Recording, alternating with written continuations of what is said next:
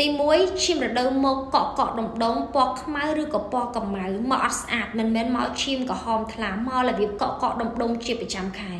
ទី2ឧស្សាហ៍ចុកចាប់រាល់ពេលដែលបងប្អូនមករដូវឲ្យតែមករដូវលើកណាគឺចេះតែចុកចាប់ឈឺស្ទើរតែត្រមអត់បានឈឺទាំងស្បូនឈឺទាំងចង្កេះឈឺទាំងអាំងតាគៀហើយឈាមមកកក់ដុំដុំទី3ឧស្សាហ៍រាំងរដូវបាត់រដូវ3 4ខែបានមករដូវម្ដងធម្មតារដូវរបស់ស្ត្រីមួយខែគឺមកម្ដងការមកដែលល្អគឺចន្លោះពី3ថ្ងៃទៅ7ថ្ងៃឈាមរដូវដែលល្អគឺឈាមក្រហមថ្លាតែបើសិនជាយើងរាំង3 4ខែបានមកម្ដងមកលើកណាក៏ចេះតែចុកចាប់ហើយឈាមរដូវយើងធ្លាក់អត់ល្អធ្លាក់លក្ខណៈកក់ដុំដុំបែបហ្នឹងបានន័យថាបងប្អូនអាចនឹងមានបញ្ហាដុំសាច់ស្បូនដុំគីស្បូនឬក៏បញ្ហាសន្ទប់រដូវដូច្នេះបងប្អូនស្ត្រីយើងណាខ្លះដែលជួបអាការៈបែបហ្នឹងរោគសញ្ញាបែបហ្នឹងជាប្រចាំខែសូមទៅមន្ទីរពេទ្យពិនិត្យស្បូនជួបជាមួយគ្រូពេទ្យជំនាញបានត្រឹមត្រូវជៀសវាងយើងមានបញ្ហាដុំស្បូនអត់ដឹងខ្លួន